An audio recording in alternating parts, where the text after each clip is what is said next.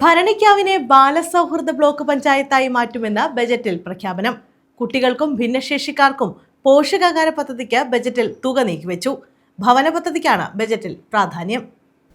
Bharanikkavu block പഞ്ചായത്തിനെ ബാലസൗഹൃദ block പഞ്ചായത്താക്കി മാറ്റാനാണ് ബജറ്റിൽ പ്രധാന നിർദ്ദേശമുള്ളത്.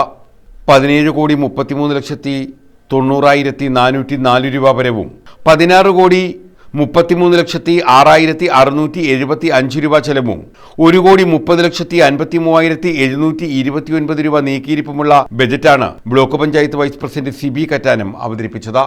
ക്ഷേമ പ്രവർത്തനങ്ങൾക്ക് പരമാവധി മുൻതൂക്കം നൽകിക്കൊണ്ട് നാടിന്റെ പുരോഗതിയിലേക്കുള്ള ഒരു മാർഗരേഖയായി ഈ ബഡ്ജറ്റ് മാറുമെന്നുള്ള പ്രതീക്ഷയാണുള്ളത്. ബഹുമാന്യായ പ്രസിഡന്റിന്റെ ആമുഖ സന്ദേശത്തിൽ സൂചിപ്പിച്ചിരിക്കുന്നത് പോലെ ഇക്കഴിഞ്ഞ സംസ്ഥാന ബഡ്ജറ്റ് പ്രാദേശിക സർക്കാരുകൾക്ക് വലിയ പിന്തുണയാണ് നൽകിയിട്ടുള്ളത്. 62 ലക്ഷം മനുഷ്യർക്ക് പ്രതിമാസം ക്ഷേമ പെൻഷൻ ലഭ്യമാകുന്ന, 32 ലക്ഷം വീട്ടമ്മമാർക്ക് സ്ത്രീ സുരക്ഷാ പെൻഷൻ ലഭ്യമാകുന്ന കേരളത്തിലാണ് നാം ജീവിക്കുന്നത് എന്നതിൽ ഏറെ അഭിമാനിക്കുന്നവരാണ് നാം എല്ലാവരും. ഈ നാടിനെ വർഗീയമായി ധ്രുവീകരിക്കാൻ ശ്രമിക്കുന്ന എല്ലാ ശക്തികൾക്കെതിരെയും പോരാടിയാണ് മതേതര കേരളത്തെ നാം സൃഷ്ടിച്ചത്. ഒരു നാടിന്റെ മുന്നോട്ടുള്ള വികസന കുതിപ്പിന് ആ നാട്ടിലെ മതേതര രാഷ്ട്രീയം നൽകുന്ന പിന്തുണ. കുട്ടികൾക്കും ഭിന്നശേഷിക്കാർക്കും പോഷകാഹാര പദ്ധതിക്ക് ബ്ലോക്ക് വിഹിതമായി 10 ലക്ഷം രൂപയും SCPയിൽ 12 ലക്ഷം രൂപയും വകയിരുത്തി.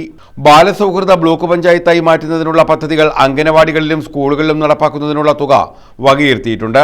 ലൈഫ് PMAY പദ്ധതികളിൽ ഉൾപ്പെട്ടിട്ടുള്ള വീടുകൾ പൂർത്തിയാക്കാൻ 1,75,61,000 രൂപയും ഭിന്നശേഷി കലാകായിക മേളയ്ക്കായി 1,50,000 രൂപയും ഭിന്നശേഷി കുട്ടികളുടെ സ്കോളർഷിപ്പിനായി 25 ലക്ഷം രൂപയും വകയിരുത്തി.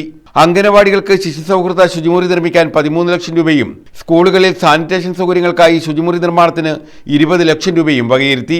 ബ്ലോക്ക് പഞ്ചായത്ത് ഓഫീസിലും CHCയിലും ബാലസൗഹൃദ ഇടങ്ങൾ സ്ഥാപിക്കും.